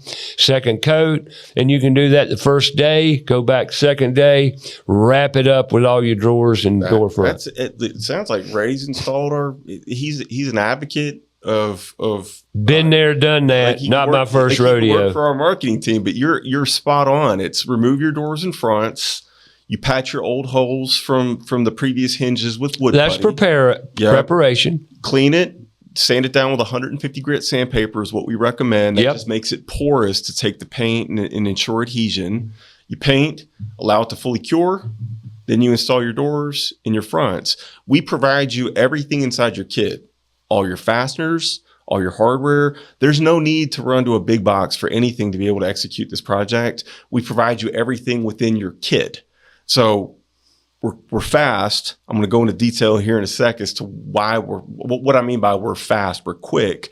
But the kit is proprietary to us. We send you your parts inside of a little briefcase with a handle on it. Yeah, it's the picture right there. It is. There's your briefcase boxes. The average job ranges between 4 to 5 of those on average. But we provide you everything that you need. There's no need to go anywhere else for supplemental pieces to be able to execute this refacing project. But once you've prepped the surface, then at that point in time, you install your doors and your drawer fronts. We provide you QR codes to videos, instruction manuals, everything that you need. And look, worst case scenario, if that's not satisfactory, you've got me, you've got our customer support team there to be able to guide you through the process. What are these samples here for, Jeremy? Those are renderings of the colors that we have. So you go color chips right here. Yep, 11 total colors in slab. I do want to touch on, Ray had asked a good question about face frames and exposed areas. I mentioned painting tends to be the go-to for most of our customers. There are 2 other options. PSA, which is a pressure-sensitive adhesive, a peel and stick film. We offer that in 16 and 32 square foot rolls. In the event somebody, let's just say you can see some of the wood grains that we have here. Yes. Let's just say if I'm a homeowner, and I say, look, I really don't want a solid paint on my face frames. I want that wood grain consistent. So I want it on my face frames, my exposed areas. I want my doors and fronts. I want everything to be wood grain. No problem. We can provide you the peel and stick, the PSA, pressure sensitive adhesive, and you can apply that to your boxes, your face frames. But you still have to prep the box or it won't stick. Great call. People, you can't get out of preparing a surface for renew.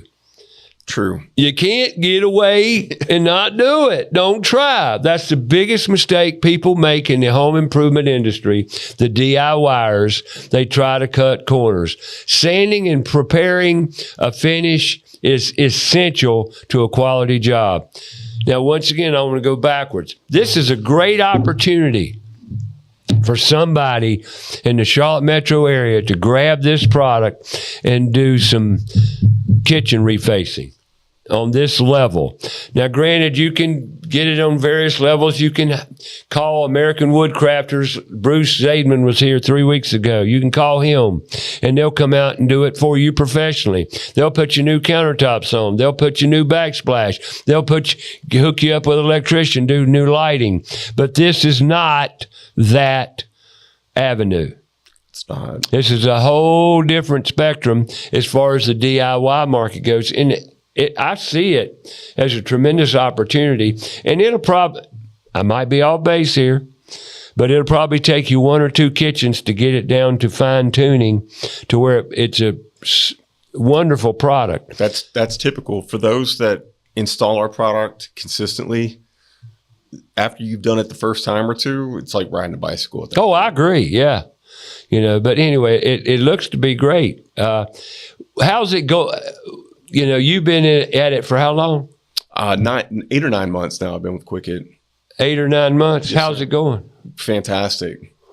Because I enable the organization to be intentional with the single family client. Right. So I'm servicing all different types of customer pockets under the single family umbrella. So for anybody that's listening, to this conversation, look, I would encourage you, if you're a contractor and you're providing services for consumers, to Ray's point, there's a tremendous opportunity for you to make some quality margins installing this product, because for the customer that cannot afford a $30,000-$40,000 kitchen, but they want a new kitchen, you as a remodeler or contractor can go out and market a brand new kitchen, a fresh, beautiful kitchen with minimal invasiveness for somebody that's got the tightest of budgets. So I'm very passionate about helping connect the dots for remodelers and contractors to say, hey, look, if you're struggling right now with what you've historically done and there's just not enough jobs, your pipeline is not as heavy as and full as you would like it to be, partner with me. I'll provide you a net new revenue stream in partnership with QuickKit, where you can go out and you can be a hero for your customers and make a really quality living at the same time. I firmly believe there's an opportunity here. Let me take a break here. I want to take a break and talk about a few sponsors, and we're going to come back and I'm going to tell you some great applications for this product. Airbnbs, and that'll be a little hint. We'll come on back. We'll talk about it. But let me talk about our sponsors, Owens Chimney Systems. Owens Chimney Systems, if it's got something to do with the fireplace, they got you covered. Furnaces, they'll clean your furnace out. Yep, they'll come out and clean your furnace, do a great thorough cleaning on your furnace, something very few people do. But hey, they do it. Owens Chimney Systems, gas fire logs, running gas lines, you're tired of burning wood, you want gas fire logs, they'll run your gas line, they'll hook you up, no problem. New chimney liner, whatever the case may be. Inspection, have you had your fireplace inspected lately? You ought to do it at least once every 1 to 2 to 3 years. Don't go longer than that. Don't burn your house down. That's Owens Chimney Systems. Second generation owner, been in business, Charlotte metro area, 30 years. So go online, give them a call, go online on OwensChimneySystems.com. That's OwensChimneySystems.com, where every technician certified chimney sweep. Even Christina herself, the original James Owens' daughter, stepped up, got approved, certified chimney sweep. Very few females in the industry get certified. Well, Christina's a rare breed to start with. That's OwensChimneySystems.com. And we can't forget about Rhino Lift Foundation Solutions. 2 young men, very industrious. One of them worked for a foundation company in college, said, I'm going to get out and I'm going to do it right. Well, they teamed up, Alex and Josh.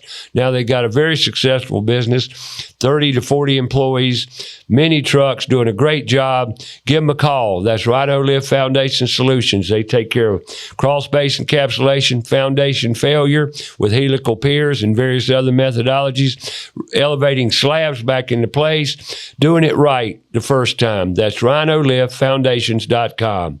And don't forget our friends at Kilo Exterminating, been in business since 1952.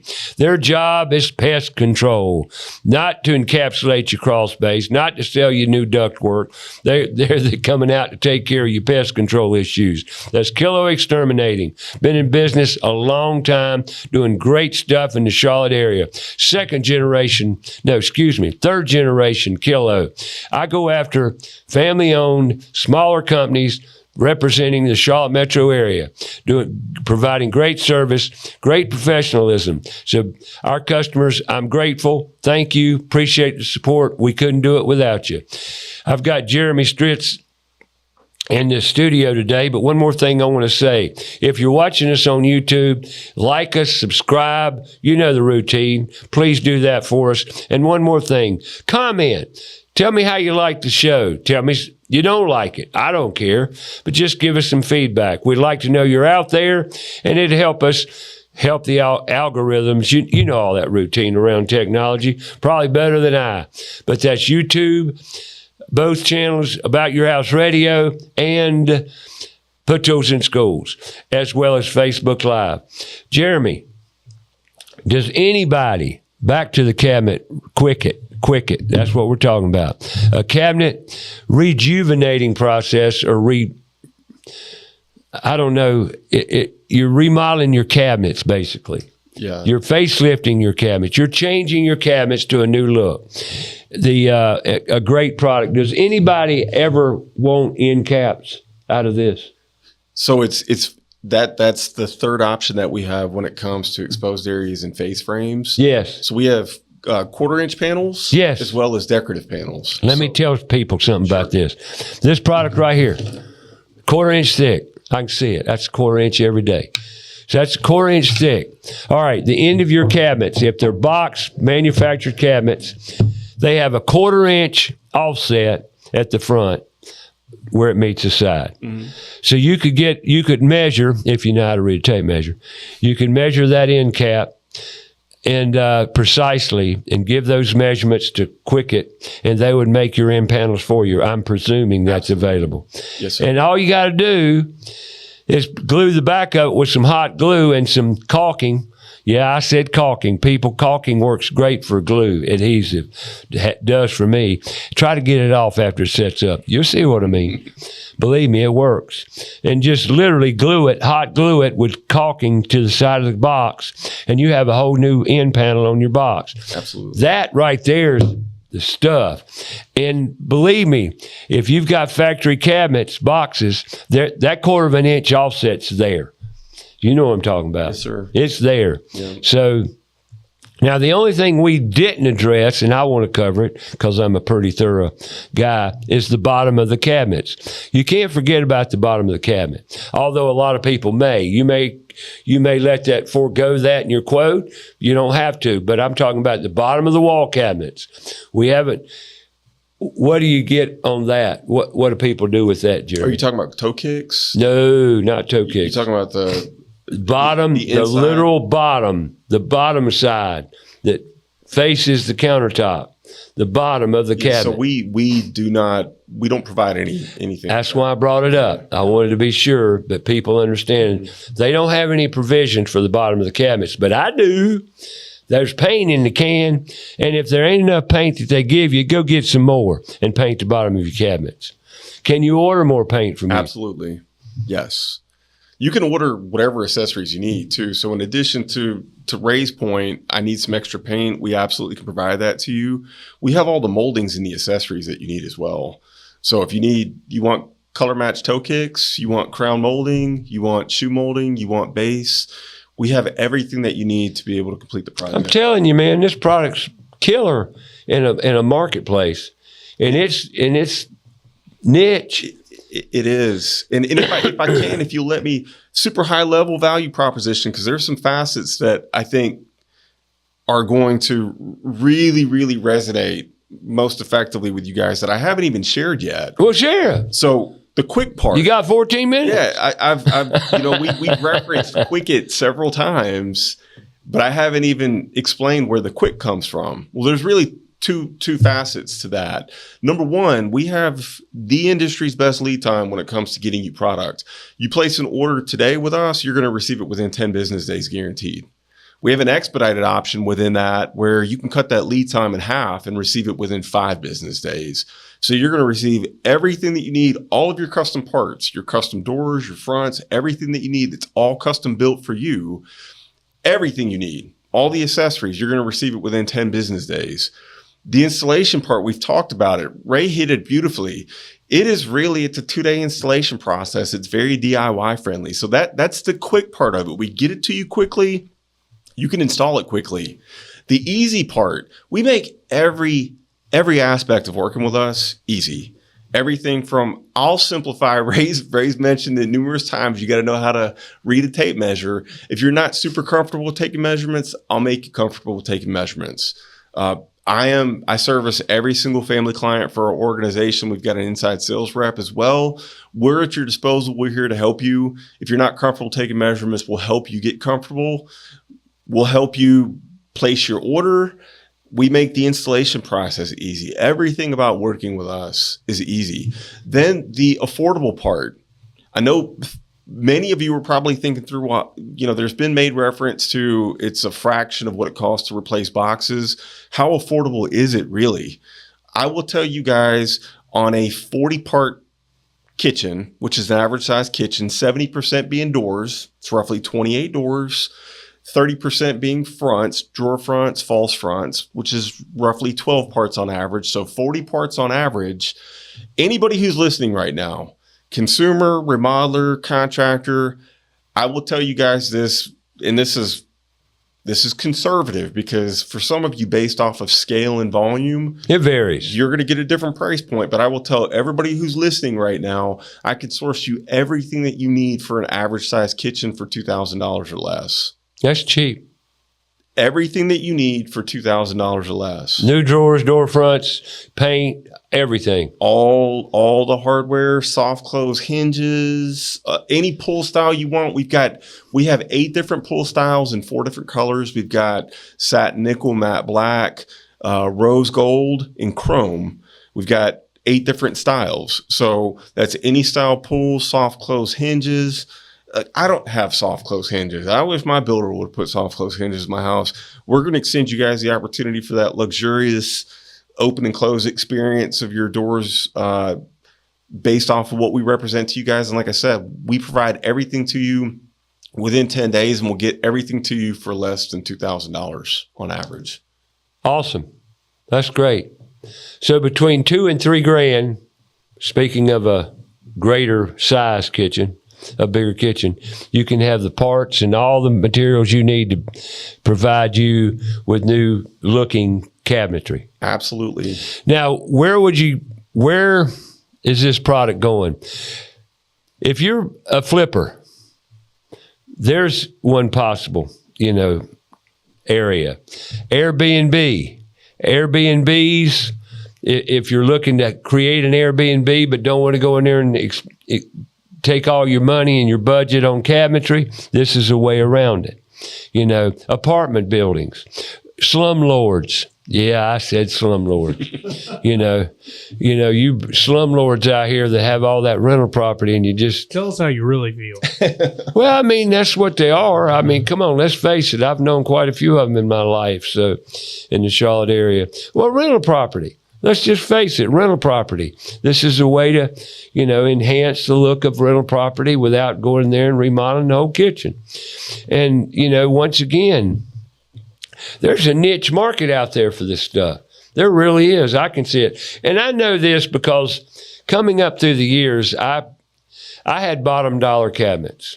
The cheapest cabinets you could buy, which were Home Crest at the time, which are trash. And they're trash. I wouldn't sell that to a dog now. Seriously, now that I know the differences, But we all learn, right? Mm-hmm. You learned a few things going to work for Home Depot, didn't you? Yes, sir. We all live and we learn. But, this is not, this is a great compromise to new cabinets. Great. And I think it's super. It definitely has a place in the market. No, it's not new cabinets. No, it's not high end, but it sure looks good. It's a beautiful product and it will absolutely transform a space. I think these used as end panels would be killer. Yes, and they're all custom too. So you tell us the width and the height, whether you want a 1/4-inch panel that's raw on the edges, or you want a decorative panel that mimics the styling of your doors. Right. You can get finished end panels, measure them, and you could put that on the side of the cabinet. Absolutely. So really enhance it. You carry your styling around the end caps. There's also too a lot of scenarios where I've had clients that they've got bars, and the backside of the bar is one really expansive bland wall. Allenback. And you can make them. The question comes in those scenarios: what do I do with this really large exposed area on the backside of this island? I've helped a lot of my clients. Cabinet doors, making raised panels. Yeah, they look like picture frames, and you sure. space them out accordingly, and it really adds that decorative element. Sure. And it wraps around and it keeps it consistent with what you have inside the kitchen. Don't forget your toe kicks. You brought toe kicks up earlier. That's a little space at the bottom of the cabinet that's recessed, and y'all can cut toe kick panel. Well, yeah, all of our moldings come in 94-inch lengths. So we send you a stick of molding. Look, in full transparency around our molding prices, toe kicks are $20, color matched. So same color as your doors, $20. Crown molding is You don't need but 3 strips for most you kitchens. don't. $23 for a stick of crown molding. So that gives you guys perspective. And it's pre-finished. It's all finished. Yep. Pen, guns, here I come. That's it. And we ship it with everything else. So it's, again, there's no need to run to a big box. We provide you everything that you need conveniently. That's great. I mean, it's a great product. Can people call? I mean, what's the process for anybody like listening to us today? They've got their curiosity's high. Yeah. They're really interested. What would you suggest to them other than call you? Could they go online? What do you recommend? I would look. I recommend and I welcome you to reach out to me directly. My cell phone number is 803-833-4152. Again, that's 803-833-4152. We'll put that on the post. Can we do that, Rishton? Yeah. If you give that number to Rishton, he'll put it on the post. So if they go online, they can, Or if you want to shoot me an email, my email address is j.striz, STRIZ, at QuickKit.com. That's QWIKKIT.com. So j.striz at QuickKit.com. We'll post that too. Yep. You guys can reach out directly to me and I will get you set up. I'll take good care of you. Man, this is exciting for a young man in his 20s or an older fella, but to develop a niche for this product. There are not enough remodelers and contractors out there effectively marketing this service. And I can tell you there are an abundance of homeowners that want new kitchens and baths, but don't think they can afford it because of the stigma associated with full box replacement and solid wood doors. Well, once you start taking cabinets out, you're going to take plumbing fixtures out, countertops out. The price is not doubled, it's tripled or even more. And you just increase the whole cost tremendously. This has a place in the market. It truly does. And I really think, at first, I will be honest, I was skeptical. I was skeptical. But for the price point and the product it is, it's a great thing. Well, and here's the other thing too. We're going to stand behind it. QuickKit is a customer-based organization. I am a customer-based sales representative. You can know with confidence, not only to Ray's point, are we going to provide you a great product that you're going to be proud to have guests in your home to experience.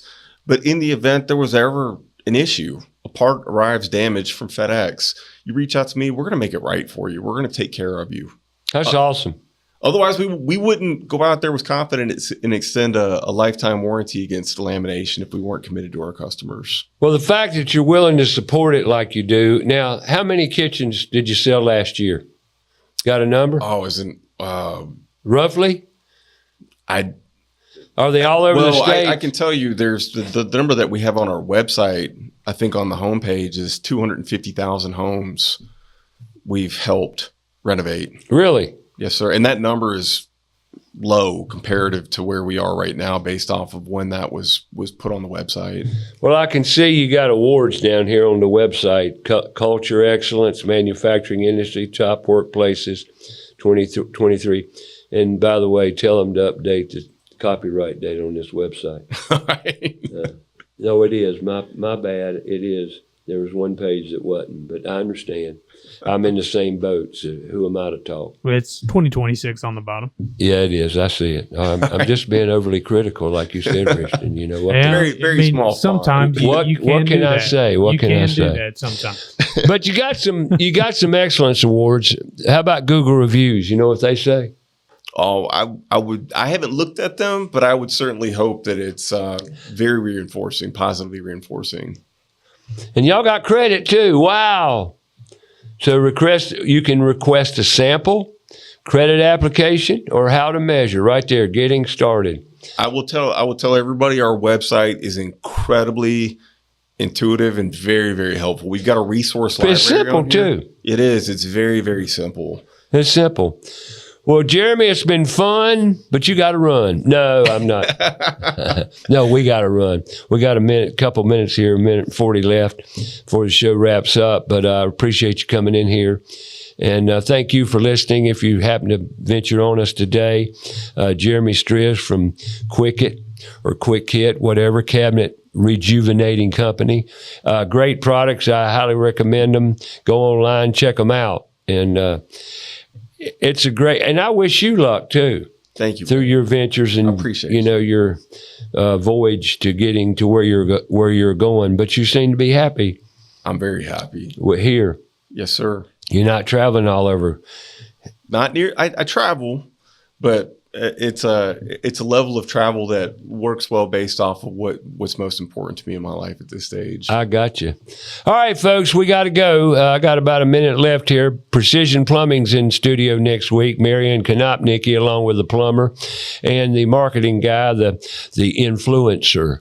That's next week here. We're going to talk about plumbing. Precision Plumbing is not a residential plumber, so you can't. So what we present next week's plumbing overall and the opportunities, career pathways around plumbing. So tune in every Saturday morning, Fox Sports Charlotte. We'll be talking to you. This show's on Fox Sports Charlotte every Saturday. And every week, Tuesday, around 10 o'clock in the morning, we do a 2-hour live broadcast. Stream it live, YouTube Live, Facebook Live, Spotify, Apple Play. All the shows are downloaded. So go out and make it a great week. Love you, neighbor. Thank you, Jeremy. Thank you, Ray. Appreciate you. Thank you. We're out. Talk to you then.